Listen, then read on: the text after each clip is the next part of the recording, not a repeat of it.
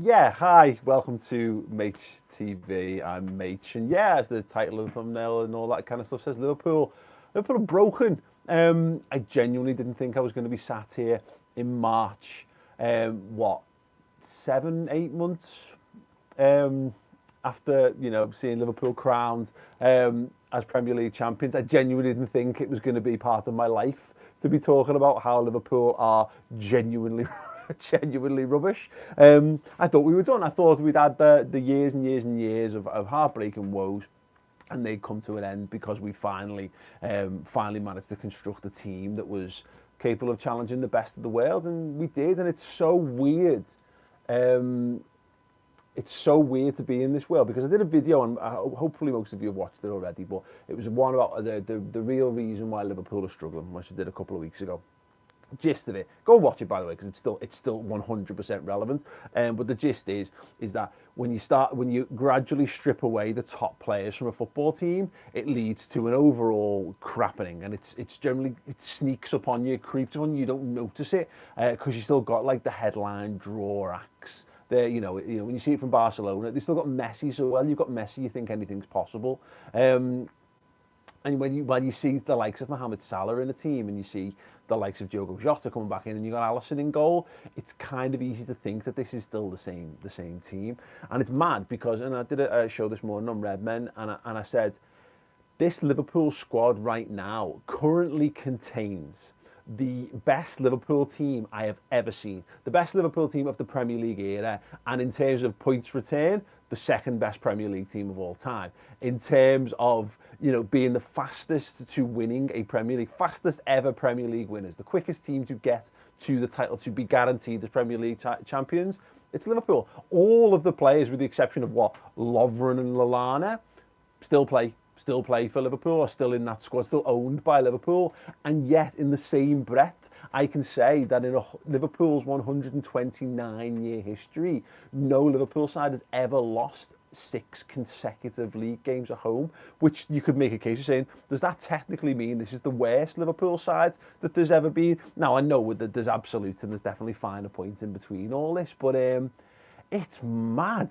It is mad. I'm got to the point where I'm not even like, I'm not filled with deep-seated rage or whatever. Life's just been a bit rubbish anyway, hasn't it? We all experience it to our own, to all different degrees and circumstances. Life's just nowhere near as good in the coronavirus world as it was prior to it. Unless you're agoraphobic, in which case it's laughing. But for generally speaking, everything's a bit worse, and we've kind of been looking at Liverpool and hoping that they could just carry on being what they were going to be. Which was a very realistic possibility, because the gap to Man City was massive. And the big question was, what was going to stop Liverpool from winning the title again this year? And the honest answer is, and I won't even be able to come close to summing all this up here, because the lists are extensive. Paul Tompkins did a brilliant video on this over on his website, Tompkins Times, where he lists everything that's gone wrong for Liverpool. And so there'll be a bunch of people. Let me know in the comments right now. We're live, so let me know what are the things that you think have undercut Liverpool. Why have Liverpool been crap? Why have Liverpool become rubbish? What are the things that have happened? Because it'd be interesting to get a wide variety of takes and see where we see what we come up with and all that kind of stuff. Because, and I'll try and get some of the comments up while I'm doing this. Because there's tons, because you get people saying things like, well, the squad needs a refresh. Yeah, fine. You get people saying things like, oh, it's because of Roberto Firmino, or you get people saying like, oh, it's the players have just run the course, that the squad needs a total overhaul, and obviously injuries on top, and bad refereeing decisions, and VAR, and no fans in the ground, and all these kind of things. And not one of these things individually is necessarily enough to say that's it, and that's the problem. Liverpool are not just wounded. Liverpool are absolutely broken all over. I think Jurgen Klopp's doing a wonderful job of keeping a brave face on. He's got to. I feel a very limited empathy, and this is just, it's not even really truly comparable for the situation. But we're all having it. We're all having to manage a team of people who let's be honest, what we really want is just to be able to go and be with our loved ones. We want to be able to gather ourselves. We've got that end date in place, but we've now got no trust that the end date's going to be reached to a satisfactory sort of way. You know, people are talking about June, but will it be June before we get our lives back? And Jurgen Klopp is trying to do all of the trying to manage the happiness and the mental health of a bunch of other people in a world where he's probably struggling as well. And we all look to Jurgen like he's this absolutely unbreakable, implacable figure. And he says it himself. You know, he's you know, what did he say? He's 50 years old or whatever, and he's used to being able to compartmentalise life and work and all that kind of stuff. And that's cool. And I think you do definitely get better at that as you get older. We lost his mum. Like, what world are you meant to be able to deal with that? Normally you wouldn't be able to deal with that, even if you've been able to be at the person's bedside, let alone been hundreds and hundreds and hundreds of miles away. And in addition to all these factors, what else is going on with Liverpool? Well, we mentioned it. You've got the injuries, and it's not just one or two injuries. And I've seen brilliant Premier League winners absolutely fall apart the following season for one or two significant injuries to one or two significant players for small portions of the season. I've seen Man United title winners not kick on, not find the same level again the season after because they lost Rio Ferdinand. I've seen Man City had Laporte out for a couple of weeks or it might have been a couple of months. Maybe if it was a third of the season, still a significant damage, and everyone was saying that was the reason why City had capitulated. And Liverpool are not just doing that. Liverpool have lost their three first choice centre halves, and as a result, and a knock-on impact, have lost two of their three best midfielders on top of that. And then what you're left with, and I looked into this in terms of the minutes played from Liverpool players this season, the players who've played the most minutes: Andy Robertson, Sadio Mane, Gini Wijnaldum, Alisson Becker, Mohamed Salah. Anyway, Trent Alexander-Arnold. It's one of the point in this is it's all the usual suspects. It is the lads who've been playing every single week for the last 3 seasons. The lads who are supposed to be needed to be rotated. And the point with this, and this is why it's most frustrating, Liverpool identified this. This is not like it was a problem that they didn't see. That they didn't see was coming. They knew that they needed more time. We knew that we needed to be able to rotate and rest Mohamed Salah.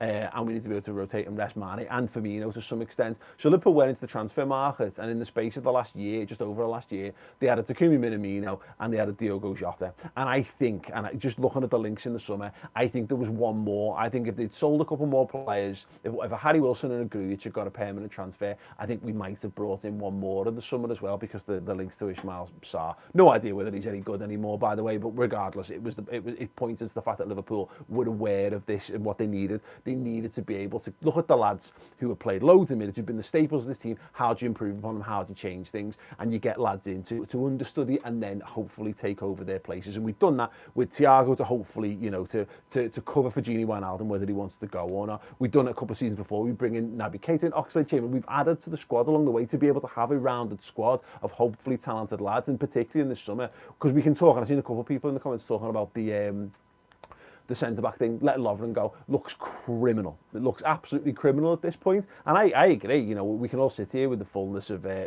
hindsight and say it was a bit daft, right? It was very reminiscent of the decision to not buy a left-back the season when we played James Milner for the vast majority of left-back. We had Milner and Moreno, and everyone was like, what are we doing? That's absolutely nuts. What's the thought process? And then Milner has a really good season at left back, and Moreno proves himself to be a capable deputy. Whatever. Sometimes you get away with these things and sometimes you don't. So Liverpool opted to put the money in making sure that we had cover for Andy Robertson. In fact, there's one. Andy Robertson has played the most minutes of anyone this season. We bought a Greek international, not necessarily to be better than Robertson, not necessarily to set the world alight, to revolutionise our team, but just to make sure that Robertson could play a few less games. He got COVID, he got injured, he came back, he got injured again. Brilliant. And now he's basically not kicked the ball for Liverpool, and we're in the business end of the season, and he's not integrated into the first 11. He doesn't understand how we play, and he's miles off the fitness and sharpness required to be a first team Liverpool player at this point. It's mad. It's absolutely mad. And now, and then move it on. So look, let's put to rest all the summer problems, all the things that Liverpool may or may not have got right. So maybe they could have done things differently in the transfer market, but they didn't. So we can't do anything about it. We can't go back in time and change that. But we definitely looked at it in January. Right, what do we need? Centre halves. Liverpool went out and bought 2 centre halves in January. 2. Didn't just buy one, they bought 2. Ben Davies, I'm pretty sure we've bought a cardboard cutout of a footballer, or we maybe just bought his match attacks. Maybe I think we've been eBay scammed here. Like, you know, when you think you're getting a really good deal on a PS5 and it's just an empty box. I've got a feeling that's what we've done with Ben Davies. And the other one, Kabak, who's come in and he's fine. He's a centre half. He's a 20-year-old centre half. He's decent.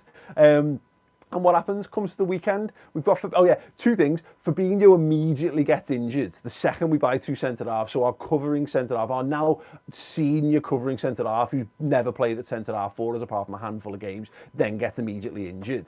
So Jordan Henderson then comes in. Then the captain gets injured. So then he's out. So not only have you lost him as a decent covering centre-half, you've lost the engine from the middle of your team, and of course your captain and your leader and all that kind of stuff on the pitch. And then Ozan Kabak, the guy who's played every game since we signed him, who was the one piece of continuity we've had at centre half.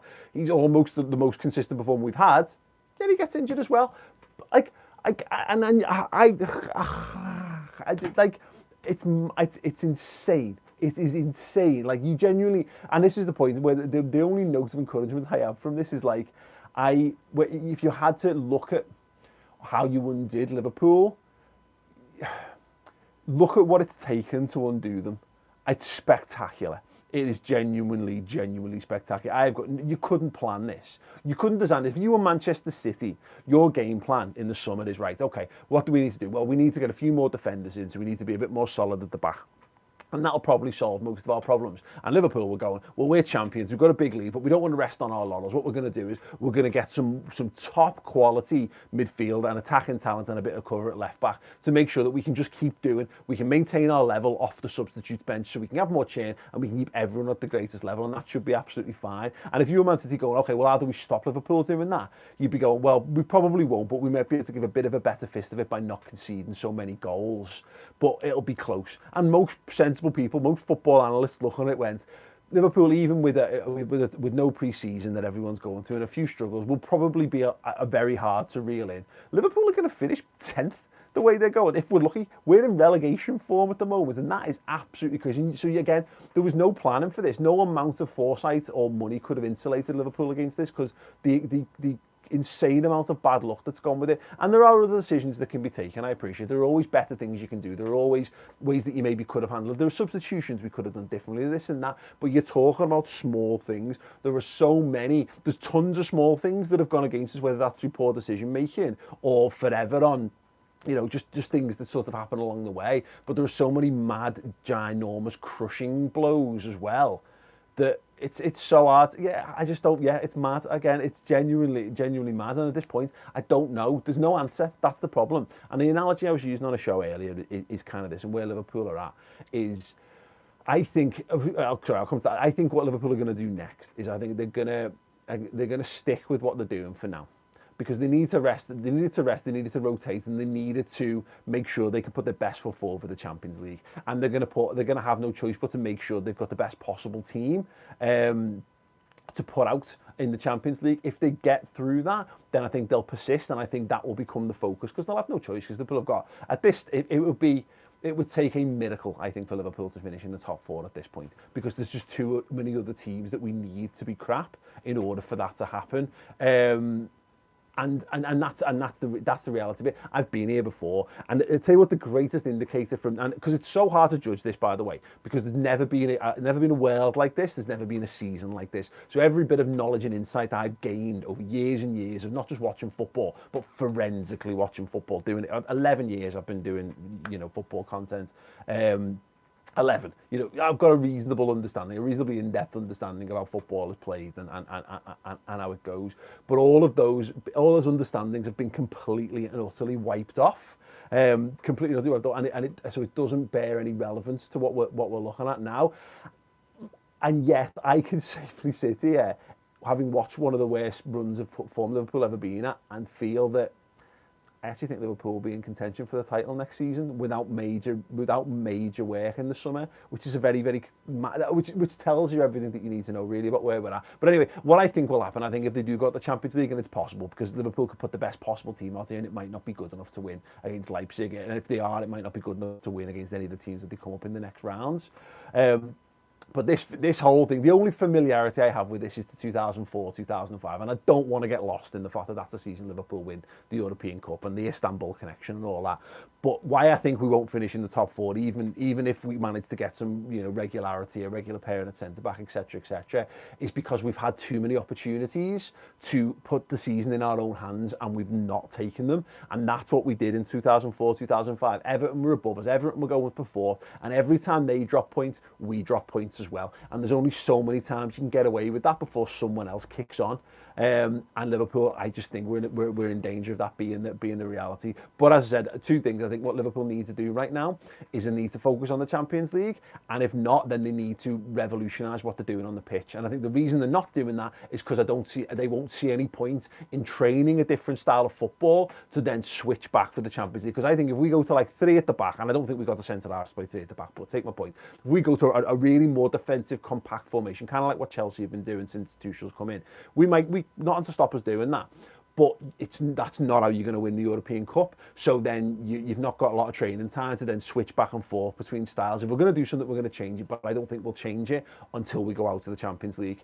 And what we've got to do is sit and hope that Liverpool are able to engineer wins along the way. But at this point, only hope and no expectation, because it's crazy. If you're going to sit here and start saying, magic says that Liverpool will win the European Cup this season, you're just going to be disappointed, because Liverpool have done that to us right now.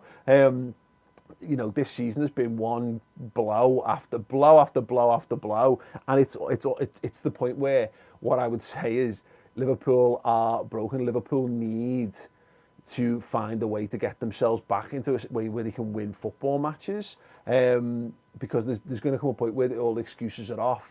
But also, I've never been in a world where Liverpool, imagine any football club losing this amount of games, and yet there's no real calls for the manager's head, and there's no real calls for anything major. And you know why that is? Because we're all sensible football fans, and we all understand the circumstances that we're in. So Liverpool may be broken, and our spirit may be down, but it's not broken eternally, neither as a football team or as a fan base, because let's be honest, Liverpool have been too good. You don't go from breaking the points record for finishing second in the league in a season where you'd also win a European Cup, to getting 99 points and blowing everyone away and being the earliest winners of a league title in the history of the Premier League, to being basically mid-table without there being a load of out of your control circumstances. And we all recognise that, and that's why I hold a lot of hope and positivity for the future, but not necessarily for this season, which I understand is a mad. And I know there's a lot of YouTube football fans, people who watch YouTube and they watch lots of fan channels, and they used to, I don't know, people feel like they need to get that angry and shouty and all that kind of stuff. If Liverpool are this bad next year, then that for me is when there's a major issue. But at the moment, I look at what Liverpool have got available to them, what they own, and if you can get those players back in the summer and maybe add one or two, then I think Liverpool will be absolutely back up there. Because look, people thought Manchester City were done last season. They thought they were done. Was it 19 points that they finished behind Liverpool? 9 games they lost in the league last year, and look at them now, they're walking the league once again. That it's possible is what I'm saying, and that's all we really want from football, isn't it? It's possible. It's possibilities, if nothing else. Right, let me get into some of the comments. Owen likes comics. Oh, by the way, if you're into comics, and you can probably tell that I am, because I'm obviously a massive nerd.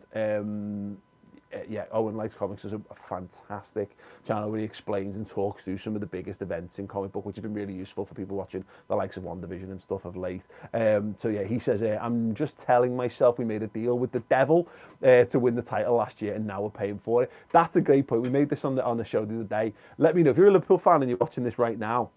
You know, when the shutdown happened, when the league got closed down and we had that couple of months where everyone was talking about null and void, did you make a mental sort of deal with a devil or a god or whatever to say, please, please, please, just let it restart, let Liverpool win the title, and I will give up whatever. I'll happily see Liverpool not win it next year. I'll happily do blah, blah, blah, blah, blah. Did you make any sort of deal with the devil during lockdown last year? Did you? Because you're to blame. Yeah, I agree with all that. Thanks so much for that, Owen. Right, we had some super chats as well. Thank you, guys. I've never really done the live stuff over on this channel, so that's boss. Jack Richardson saying, it's been a domino effect in slow motion since losing Virgil and Joe. Trent's exposed. Thiago not in his proper role. Will rebuild, though. And rebuild or just recuperate as much as anything else, because you're dead right, because that's what happens. Look at the team that Liverpool put out yesterday. Nat Phillips and Reece Williams are what Liverpool's, now that they've signed Kabak, and we don't know where Davies fits in the pecking order because again he's an empty box bought by mistake from eBay on a scammer at the moment. Are they 6th and 7th choice for centre halves? There's a lad who played one of them played for Kidderminster in the conference on loan last season, and the other one was playing for Stuttgart in the Bundesliga too. And they're Liverpool, the champion. They're playing centre half for the champions in the Premier League, and we have no other options at this point, which tells you everything you need to know about that. Right, Thiago, I feel sorry for Thiago desperately. I bet he'd have loved to have signed a new contract at Bayern if he'd known it was going to be like this. And yeah, and everything is that it is just a knock-on effect. You know, you lose Fabinho from midfield, you lose Henderson from midfield, and then you lose both of them to injury. So you've not even got your covering options. So again, Gini Wijnaldum is our third best DM, our third choice DM, and he's been playing for 6 weeks, 2 months without a break in that role. Yeah, it's absolutely mad. Right, we've got another couple of super chats. Let me see if I can find them. Crystal Care Cleaners. The problem is not Klopp or the players, it's the back room. They're inexperienced and not good advisors. Of course, we have some deadwood. I disagree. Look, again, this is the problem with all this. And we love to boil these all down to simple one catch-all point because it feels like we've got great insight. Because it's easy to talk about one point as well. It's much more containable. You know, I could literally do a 15 to half an hour video on each of the points that I think have affected Liverpool this season. But we do this, and trust me when I say this, because I've been writing books about this and I've been analysing the comments and people's reactions online to Liverpool again. Not just I've been doing it and reading them in the general sense as a YouTuber and video creator for 11 years, but I've been doing books really focused on it for 2 years. There's always the one point, and bear in mind, in the 2 seasons prior to this, when we won the European Cup and the league, 2 seasons ago, people were saying there was a problem with Liverpool, by the way, and we were in big trouble. We weren't going to be successful that season because we didn't buy Nabil Fekir, and because we let Zeljko Buvac go, who was Klopp's assistant. And then one of my points of this is that there's always something, there's always a simple reason, because we love there to be simple reasons. Because if the simple reasons, it stands to reason that there's simple solutions, and that would be lovely if there was amazing simple solutions to all this. If it was just like, get Buvac back, yeah, then we just do it. That'd be fantastic, wouldn't it? But it's not, because again, it's like the last one for the last week has get Fabinho back in midfield. Well, we go to get Fabinho back in midfield, and the centre halves we've got, and Kabak gets injured, who's now pretty much our first choice centre half of what's left, and he's realistically only our 4th or 5th choice, 5th best centre half. It's genuinely mad. It's genuinely mad. And what I would say is, again, you're going to see lots of people doing this, talking about Jurgen Klopp and talking about his head, and some of it's just reactionary. I think every single belief you can have is believed by someone around the world.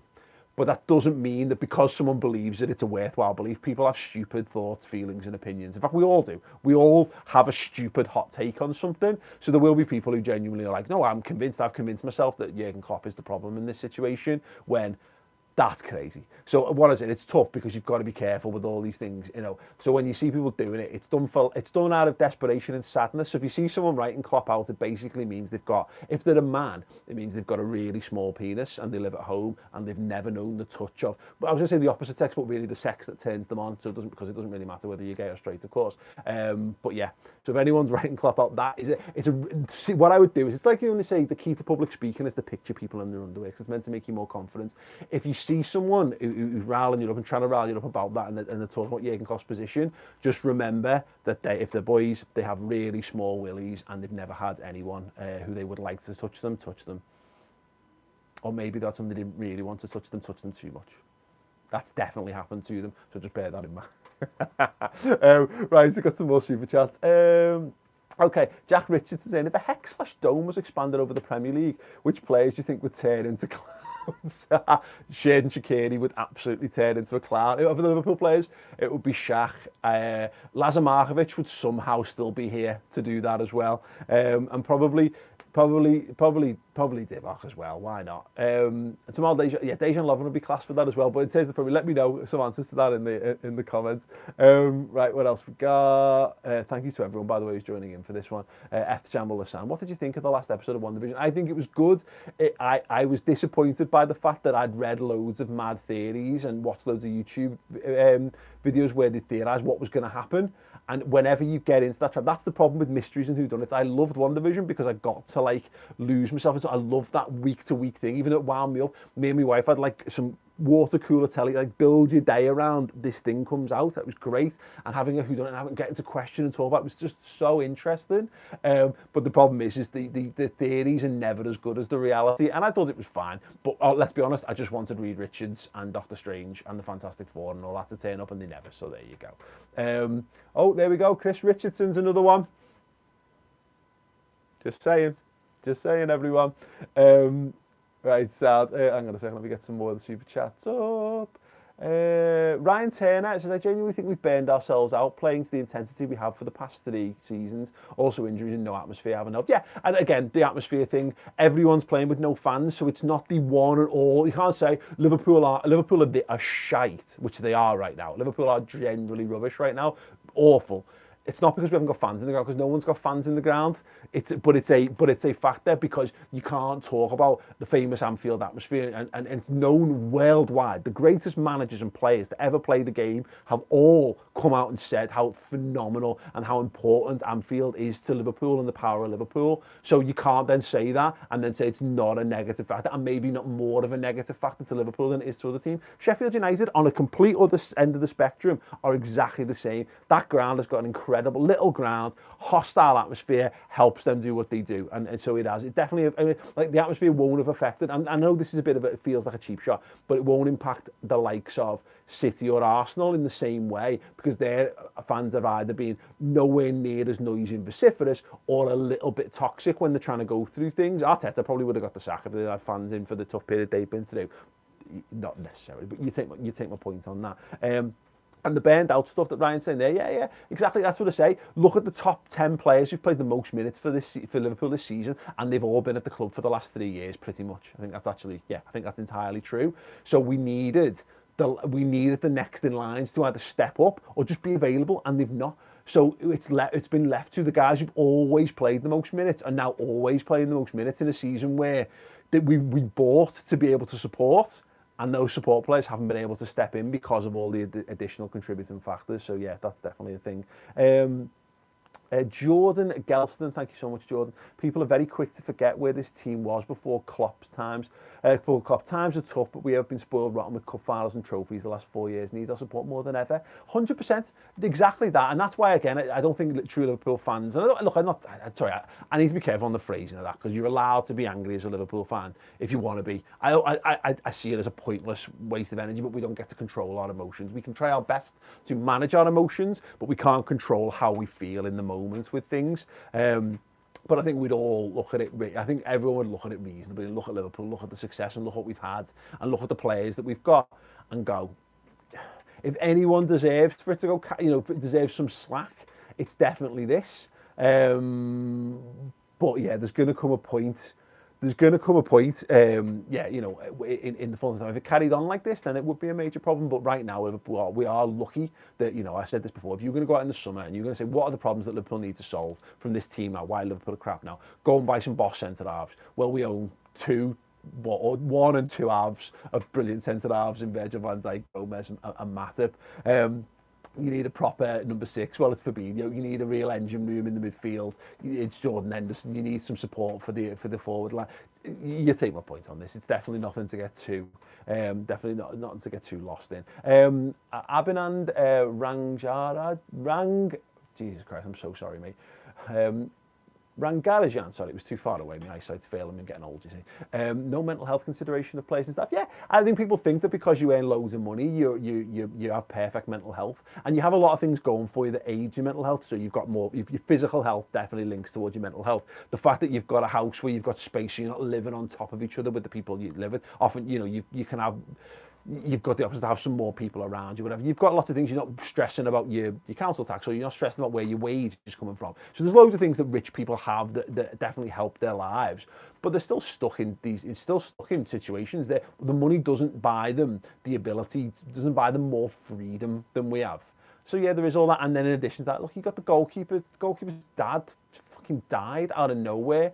Out of nowhere, the manager's mum passing away and not being able to go and deal with these and process these things, just absolutely fucking horrendous. And again, I'm sure if I followed another club as much detail as I do with Liverpool, but I would know if I'm sure these kind of things happen. Look, because these are the kind of random events that do strike life in general. I'm sure we've all lost people. I know I have, during COVID and all that. But that's my point, is that Liverpool are not broken because someone threw a pebble at Liverpool. It might be a pebble that breaks the windscreen, but it is after a bombardment. That's what it is. It's as they say, it's the straw that broke the camel's back. It's not one straw that breaks the camel's back. It's you pile it on, and then it's the one teeny tiny thing that finally does it. Liverpool are a Jenga tower right now, where we entered the end game where so many bits have been removed and put on, and unfortunately, it's all been done on. It's a Jenga game played on shaky grounds during an earthquake, played by people like young children with very poor hand-eye coordination. They're in charge of looking after it, which is a very, familiar analogy for the centre halves we've been using, to be perfectly honest. But do I think that Liverpool are broken because the manager's not good enough? No. Do I think Liverpool are broken because the overall squad depth that we had at the start of the season wasn't good enough? 99% no. One more centre half, I think, was the only thing we were all crying out for. But I don't think there's ever going to be, when you look at, you can't factor losing. You can factor maybe losing Gomez, and you can factor maybe losing Matip for a bit, but certainly not both to season-ending injuries. And then definitely there's no factor in losing Virgil van Dijk. There's nothing you can do. There is no amount of preparation. He's a £70 million. He's the best centre-half in world football. He might be the best centre-half ever. He's that good. He's in the top 5 best players in world football right now. There's no replacing players of that quality. So yeah. And so all these other little bits and pieces. And other, again, rival fans will want it to be these things. They'll want it to be a bad thing. But yeah, I think we'll be okay, but it doesn't help us this season. Doesn't get us through the fact that we've all got to sit through it and take our licks. CK Schofield, hope Fabinho was back in midfield. He was positive when he came on at Fulham. Either way, we're going to beat Leipzig. Thank God we're not at home. Yes, all of those things indeed. Let's really hope that we're able to win, because we're not doing that. Do we think that? Yeah. So we've got someone there saying, yeah, Hugh. They're saying, who, let's be honest, I sincerely doubt has got his name. Sorry, mate. I'm sure you're lovely. Do I think Klopp has lost the team? Nah, genuinely not at all.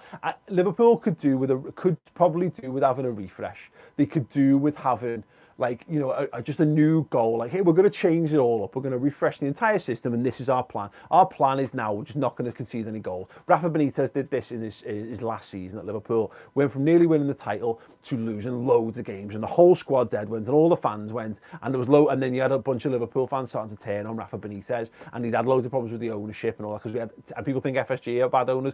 FSG are sound owners, by the way. The previous owners were some of the worst owners ever, so let's get some perspective. And so Rafa went back to basics. He went to a really defensive style of play, and we stopped the rot, but then he lost the fans in doing that, because we were used to playing good attacking football, and we gave that up. And I think that's what Klopp's aim is. I think he's just trying to, this is the beauty of having, and this is why we have got good owners, by the way, is because they'll say to Jürgen and the players, right, do your best for the rest of the season. We understand the circumstance. Make sure you're right for next year. And that's what they're going to be doing. Because that's the trust in the management. So many other football clubs would bottle it and they would lose, and they would end up with subpar managers. You've seen so many football clubs sack the manager and then get someone new, different and worse in. There is no better manager in world football than Jürgen Klopp, period. And there's certainly no better manager available, and there's certainly no better man in general to fit for Liverpool Football Club. So what we've seen, and where Klopp's success has come, has been built over a number. It's not now. It's for a year, 2 years, 3 years, 4 years. I fully expect Liverpool to get back on the horse and to win more games and to win more titles in the coming years. And that is the beauty. And that's why we should all breathe a deep sigh of relief as Liverpool fans. There's nothing to panic about. There's plenty to get sad about. There's plenty to feel down about. There's plenty to just feel a bit poo about, because Liverpool aren't giving us the happy escapism that we're looking for. And that's crap. That's absolutely crap. But we have to remember what they have given us, and we have to trust that they will give us more, because no one's more likely, because no one's given us the success that we've just had before. No one's come close. So yeah, I say plenty there to be positive around in the long term. But yeah, you just need to. Unfortunately, this is what it comes down to. I wish I had an answer. I wish I could say, hey everyone, don't worry, because this is the thing. Let's all click our fingers. Let's do it now. Let's all click our fingers. Did fuck all. So it was a waste of time, wasn't it? But it felt good to feel like we had some positive impact on that. I mean, I've seen some of the Allegri's literally available. Is he better than Jurgen Klopp? Nope. Is he a better fit for Liverpool than Jurgen Klopp? Nope. I mean, just nah. I mean, could he? Did he? Has he won a? Did he? Has he won, I don't know if he's actually won a Champions League in his career. He didn't win more Juventus, did he? Yeah. Nah, garbage. He's got Arsenal manager written all over him, and him being fine. And that being about it. Right, okay, cool. Unless anyone's got any more questions, I think I'll wrap that up there. That's been good. I feel a little bit better for talking to everyone. I hope you're all feeling a little bit better. But yeah, saying it there. Seb Griffith saying no one is better fit than Jurgen Klopp, and that is exactly it. Connor Mansfield, thank you, Connor, saying Klopp to turn doubters to believers once more. Believe. Yeah, that's it. This is the problem. This is one of those situations where I think we would all just like to press fast forward on our lives. The football season being a part of it, and we might have to deal with the fact that Liverpool don't have Champions League footy next season. That's looking more and more likely unless they win the European Cup, which is by far no means is that guaranteed. That is an almost ridiculous ask at this point. But the good point is that look, Liverpool have never gone out and bought the best players in world football anyway, and we didn't come to the level we're at by doing that. And I think it's important what Jurgen Klopp says. If people don't want to play for us because of the Champions League, because they can't understand the circumstances that Liverpool have gone through this year, then to paraphrase Klopp, fuck them, fuck you, fuck them. I don't want any of you anywhere near our football club, and that's the way it is, to be perfectly honest. Right, so we've got another super chat. Nathan, we're thinking about how Fergie used to always refresh his coaching staff. Pep and Pete are great, but set pieces and style of play are getting stale. Again, I think it's too early to say that. I think Liverpool transitioned to them to be able to go to more of a possession-based side, away from counter-attacking, because teams don't let us counter-attack. Look at how we've been getting beat. People get loads of men behind the ball. Liverpool have actually bought players to help us play in smaller spaces when we've got 50, 60, 70% of possession. But again, it's been completely undermined by the fitness and the levels of everyone around. So Robertson's good enough, Trent's good enough, but they've not been supported enough to allow them to stay at the fitness levels long enough, which is what you need. Liverpool. Look, the best example was this season, earlier in the season, when we brought Diogo Jota in from Mané, and he came off the bench and he scored. And you're like, that is exactly what Liverpool were planning to do this season, but it's been completely undercut by all the factors that we've mentioned so far, which is shit. Santino Apollonio saying, any ideal transfers you'd like to see? Look, there's 3 players that I think are going to be available this summer. Not necessarily all of them. I don't think all of them will move, but they might be available. And it's Kylian Mbappe, Erling Haaland, and Jadon Sancho. Liverpool, I'd like to think, would be in the conversation for all of them, regardless. Whether they can financially is another point, of course. And I think Mbappe might be out of reach just because of how ludicrous wages he's on at PSG. But I think Liverpool need to get someone who's like Haaland feels like the complete package. He's tall, he's fast, got good control, he's got a lethal eye for goal. That's the kind of player that Liverpool need right now. Someone who can do what Bobby does, but more as well. Whether that's possible, I've got absolutely no idea. But unfortunately, it's not any of our jobs to worry about these things. But yeah, we'll have to see. But yeah, I think Liverpool will go out. I think Liverpool will be fine. Take that what you will. Listen to me, don't listen to me. It doesn't matter whether I'm right or wrong at this point, because we can't prove it until the future anyway. So yeah. Listen, guys, thank you so much. That was absolutely wonderful. That was just lovely. Thanks everyone who super chatted. Again, I've never really done the live stuff on here. I'm going to try and do a few more of these. There's loads more stuff. I've done a couple of other videos as well, pre-record. There was one I did last week, which I'd be much appreciative if you guys can go and check that out. And it's about the Liverpool Manchester rivalry, and why don't we feel the same depth of feeling towards Man City that we do as Man United, and is that only a matter of time? That's a really I enjoyed that video. I thought there was just some good points to make there. I have to say that because I did it and I love myself. But yeah, if you haven't checked that video out, please do go and check that video out. That would be a big help, mainly because I've got a sponsorship on it and it really makes me look good when people actually click it and watch it. So yeah, that would be greatly appreciated. And there's more over on the Redmen TV YouTube channel as well. Right, sounds. Let me see. Oh, I don't even know how I stop this when I'm on here. Do I click this? Yes, thank you everyone. Have an amazing afternoon. I'll see you all soon. Ta-da.